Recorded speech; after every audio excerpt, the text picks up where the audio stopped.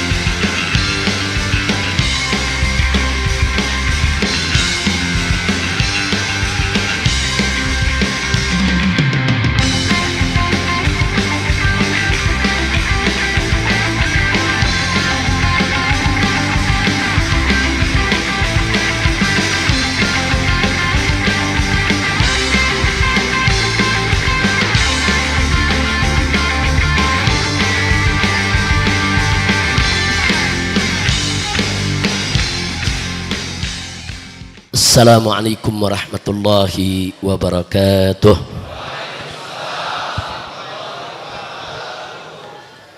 Bismillah walhamdulillah wassalatu wassalamu ala rasulillah wa ala alihi wa sahbihi wa mawalah. Siyadatul habaib asyurafa wa sa'adatul ulama'il fudala wa jami'il hadirin al-ahibba'il a'izza rahimakumullah. Fi hadhihi al-munasabati as-sa'idah wa bi hadzal makan al-mubarak la ansa an usiyakum jami'an wa nafsi bi taqwallah wa bi ta'ati Rasulillah sallallahu alaihi wasallam. Fa nas'alullah subhanahu wa ta'ala ay yahdiyana ila siratikal mustaqim wa yaj'alana minal muttaqin wa yudkhilana jannatahu jannatan na'im bihaqqi sayyidil mursalin walhamdulillahi rabbil alamin. Taqabbalallahu minna wa minkum fataqabbal ya karim.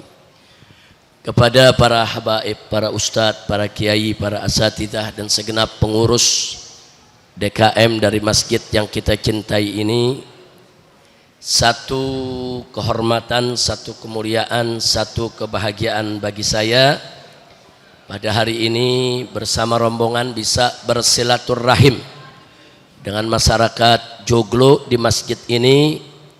Tentu kita sama berharap mudah-mudahan dengan silaturahim ini, dengan kumpulnya kita di tempat ini menjadi penyebab turunnya rahmat dan barakah. Amin ya rabbal alamin. Nah, dalam kesempatan ini saya ingin ingatkan semua bahwa yang pertama kali mendeklarasikan revolusi akhlak ke seluruh dunia adalah Nabi kita Sayyiduna Muhammad sallallahu alaihi wasallam, di mana dunia ketika itu ada dalam alam jahiliyah. Nilai-nilai akhlak sudah ternodai di seluruh belahan dunia, bukan hanya di negara Arab, di mana-mana ya ikhwan. Bagaimana kita lihat di benua Eropa umpamanya, saudara, budak dengan budak diadu dan dijadikan tontonan para bangsawan, diadu sampai mati. Mana yang menang mereka berikan tepuk tangan, dijadikan hiburan. Di dunia Cina umpamanya ketika itu ya ikhwan, bagaimana mengkebiri manusia menjadi satu adat dan tradisi. Di mana raja-raja di sana, pelayan-pelayan istananya yang laki-laki semua dikebiri. Nah kemudian bagaimana di dunia Arab anak-anak perempuan dikubur hidup-hidup. Bahkan ada di belahan dunia lain yang orang masih makan orang, kanibal. Jadi di mana-mana belahan dunia akhlak rusak, hancur, saudara. Allah utus Nabi kita Sayyiduna Muhammad sallallahu alaihi wasallam untuk apa? Liyukhrijuna, untuk mengeluar kita semua minadz zulumati ilan nur, agar kita semua dikeluarkan dari kegelapan kepada cahaya yang benderang, terang benderang. Jadi kalau ditanya siapa pelopor revolusi akhlak, Nabi Muhammad. Siapa deklarator daripada revolusi akhlak, Nabi Muhammad sallallahu alaihi wasallam. Namun sebelum itu perlu kita catat bahwa Nabi kita alaihi salatu wassalam sebelum memperbaiki akhlak orang lain, beliau sudah terlebih dahulu tampil sebagai manusia yang paling berakhlak mulia. Sampai-sampai diberikan kesaksian oleh Allah subhanahu wa ta'ala dalam Al-Quranul Karim. Faqala ta'ala li nabiyyihi Muhammadin sallallahu alaihi wasallam wa innaka la'ala khuluqin azim. Sadaqallahul azim. Luar biasa. Saudara, ini yang memberikan pernyataan bukan manusia, tapi Allah.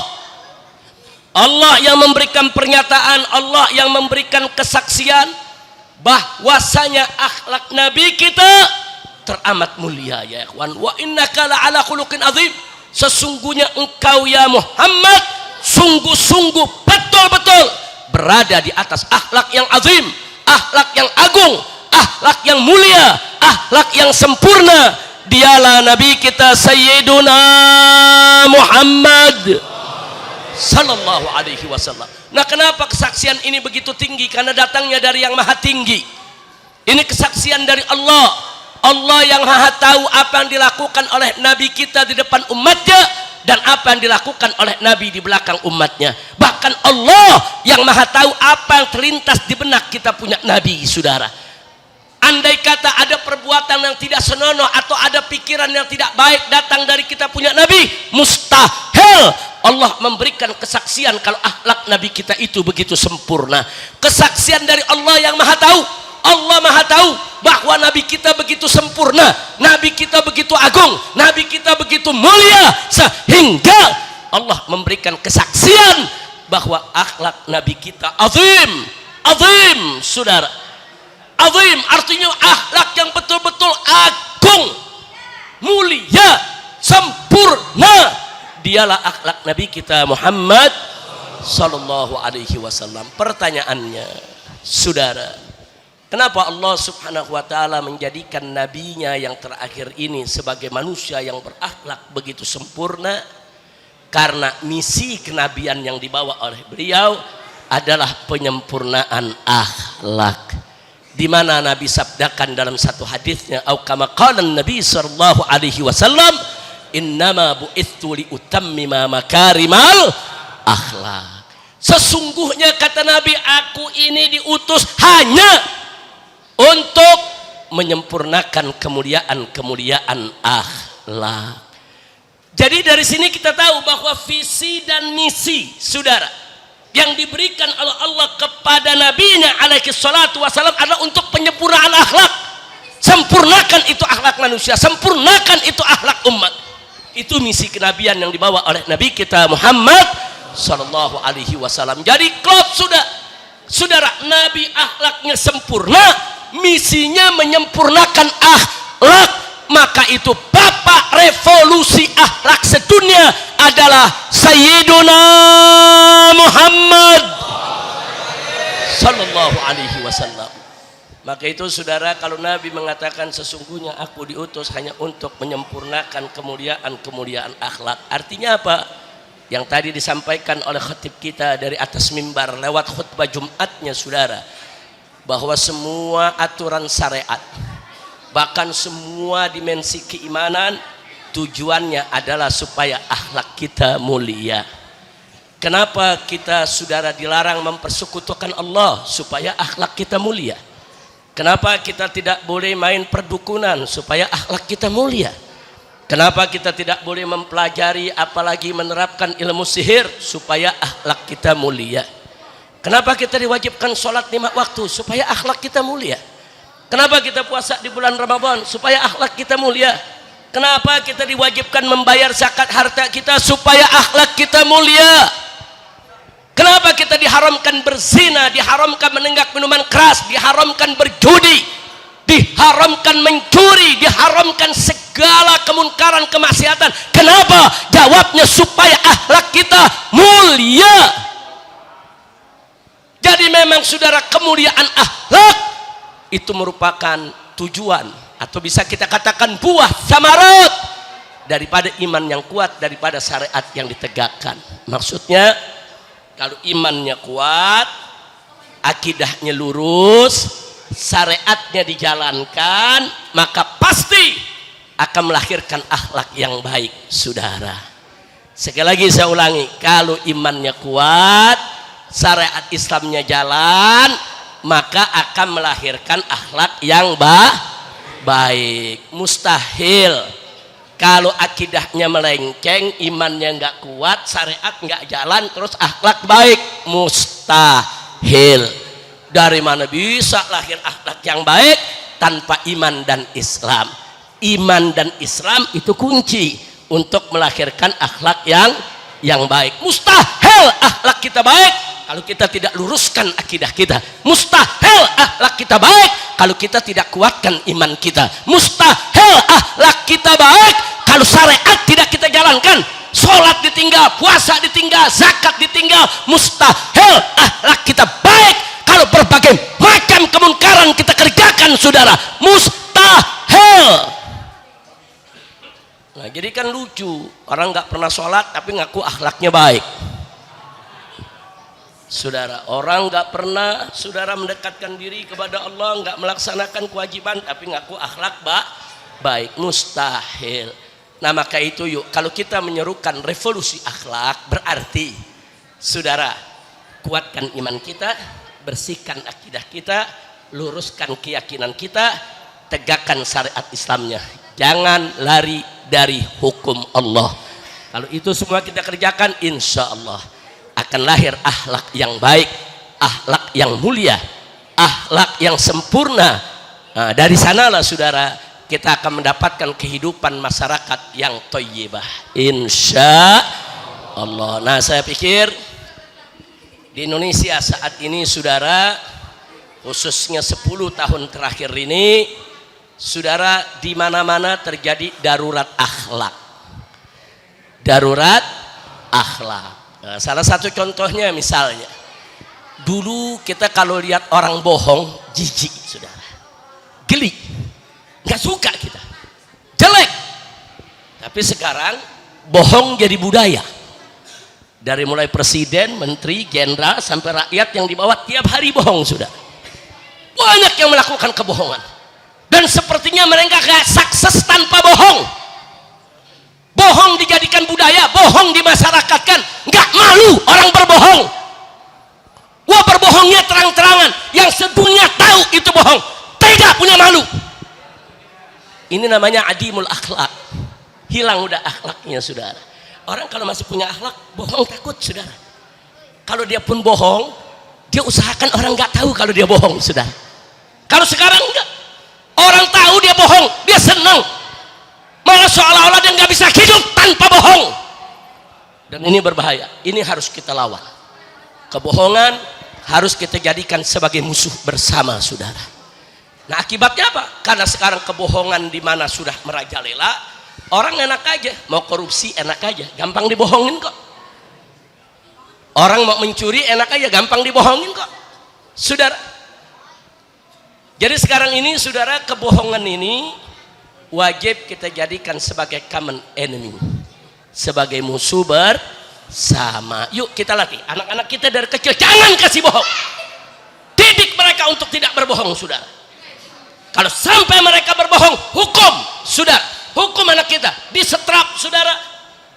Berikan hukuman agar dia tahu Kalau bohong itu jelek, bohong itu buruk, bohong itu tidak baik. Jadikan kebohongan sebagai musuh kita bersama ya. Enggak boleh. Dalam Islam enggak boleh bohong, saudara.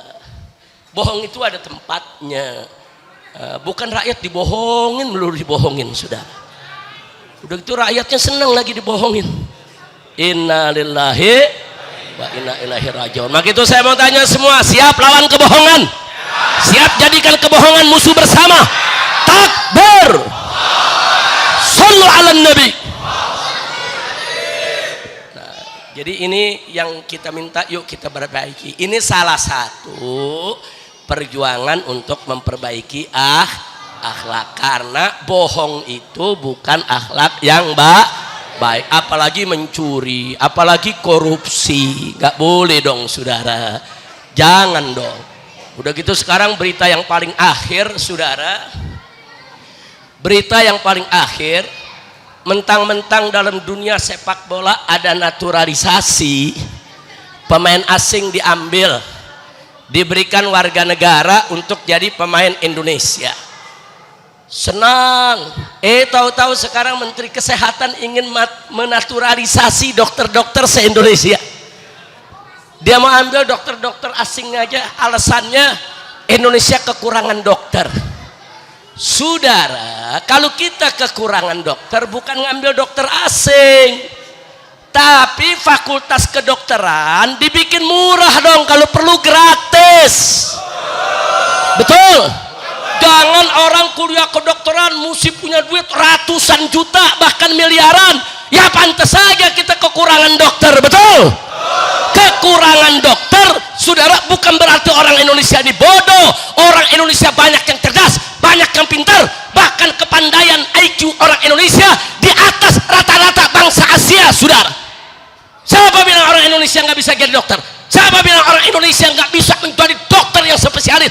Bisa, cuman kuliahnya kemahalan. Betul? Betul? Nah sekarang kalau kuliah fakultas kedokteran murah, saudara, banyak gak yang masuk? Besok banyak gak yang jadi dokter? Besok banyak gak jadi spesialis? Kenapa jadi orang asing lu suruh jadi dokter? Gue udah gregetan lagi dah. Sebulan lagi baru bebas nih. Udah segini aja dah. Urusannya ditangkap lagi. Gara-gara orang joglo. Masya Allah, kira-kira paham gak? Paham gak? Nah, udah jadi komentar saya yang terakhir. Kalau memang mau ada naturalisasi dokter-dokter asing, diambil sebanyak-banyaknya untuk Indonesia, karena di Indonesia katanya kekurangan dokter yang bagus. Saya usul sekalian saja presidennya orang asing, menterinya orang asing, jenderal-jenderalnya orang asing. Lu kasih aja negara buat orang asing. Kira-kira jelas gak? Jelas gak? Astagfirullahaladzim, ngawur tidak? Itu pemikiran semacam itu ngawur tidak? Jadi saya kasih usul yang ngawur, karena pejabatnya ngawur. Ya kan gila mesti dilawan gila. Nah kalau gila dilawan gila baru baik. Lu orang gila lu ajak ngomong serius, pebudak dia nggak paham. Betul? Nah orang gila nih lagi bilang nih, ini siang nih, dia bilang, ini malam nih, ikutin aja. Iya ini malam gelap gulita. Yang namanya orang gila. Lu ngobrol sama orang gila, lu jadi gila dulu. Ngobrol sama pejabat ngawur, lu bikin ngawur. Kenapa? Dinasehatin nggak ngerti-ngerti. Baik, sekarang saya tanya, saudara, orang Indonesia banyak yang cerdas tidak? Banyak yang pintar tidak? Takbir. Saudara, dunia pendidikan Indonesia itu mendapat dana APBN untuk pendidikan triliunan, saudara. Bahkan di antara yang paling banyak menerima anggaran APBN adalah pendidikan. Tapi kenapa justru biaya pendidikan kok makin mahal? Mestinya dengan anggaran yang besar, biaya pendidikan itu murah, bahkan kalau perlu gratis untuk bangsa Indonesia, saudara. Betul? Ini pendidikan mungkin mahal. Mahasiswa bayar UKT yang biasanya 25 juta disuruh bayar 125 juta. pala lu panjul. Nah itu namanya orang kaya doang yang boleh kuliah, betul? Model-model lu nggak boleh, tampang pun presidennya, siapapun menterinya. Jangan biarkan mereka berbohong, jangan biarkan mereka korupsi. Harus kita kontrol setiap saat. Kalau ada keputusan-keputusan yang merugikan rakyat, yang merugikan umat, yang merugikan negara, bangkit, lawan, luruskan. Gak boleh kita diam, saudara. Kalau kita diam nanti kita yang susah, betul? Saya mau tanya sekarang, apa Anda setuju negeri ini diberikan kepada negara asing? Tenaga kerja Cina, saudara, jutaan dimasukkan ke Indonesia. Orang Indonesia yang sendiri banyak nganggur. Udah gitu ngomongnya apa? Terang-terangan ada menteri mengatakan karena bangsa Indonesia nggak punya skill, nggak punya keterampilan. Orang Cina datang kemari cuma tugasnya ngelas doang. Tukang las di Joglo banyak. Betul? Betul? Apa perlu tukang las dari negeri Cina? Udah dah, gue segini aja dah ceramah. Udah bukan urusannya gue 20 hari lagi bebas. Akhirnya gara-gara joglo gak jadi. Udah cukup segitu cukup ya. Nanti kalau mau lanjutan episode kedua lu undang aja dah. Kita bikin tablik kalau udah bebas. Setuju gak? Setuju gak? Kita bikin tablik akbar besar-besaran keliling Jakarta. Kita lawan semua kezaliman yang ada. Setuju? Takbir. Nah sekarang kita minta aja sama Allah, udah orang-orang zalim biar Allah binasakan, pejabat-pejabat zalim biar Allah hancurkan, yang zalim biar dibikin sibuk oleh Allah dengan orang-orang yang zalim. Allahumma salli ala sayyidina Muhammad wa ashghilidh zalimin bizzalimin. Allahumma salli ala sayyidina Muhammad wa ashghilidh zalimin bizzalimin. Angkat tangan semua. Wa akhrijna min bainihim salimin wa ala alihi wa sahbihi ajma'in. Sekali lagi, Allahumma salli ala sayyidina Muhammad wa ashghilidh zalimin bizzalimin. Allahumma salli ala sayyidina Muhammad wa ashghilidh zalimin bizzalimin. Angkat tangan yang tinggi. Wa akhrijna min bainihim salimin wa ala alihi wa sahbihi ajma'in. Sekali lagi, Allahumma salli ala sayyidina Muhammad wa ashghilidh zalimin bizzalimin. Allahumma ya Rabb ya Rabb, Allahumma salli alaih. Amin amin ya Rabb. Wa akhrijna min bainihim salimin wa ala wa sahbihi ajma'in. Sallallahu rabbuna ala nuril mubin Ahmad al-Mustafa sayyidil mursalin. Sallallahu rabbuna ala nuril mubin Ahmad al-Mustafa sayyidil المرسلين وعلى آله وصحبه أجمعين وعلى آله وصحبه أجمعين بسر الفاتحة.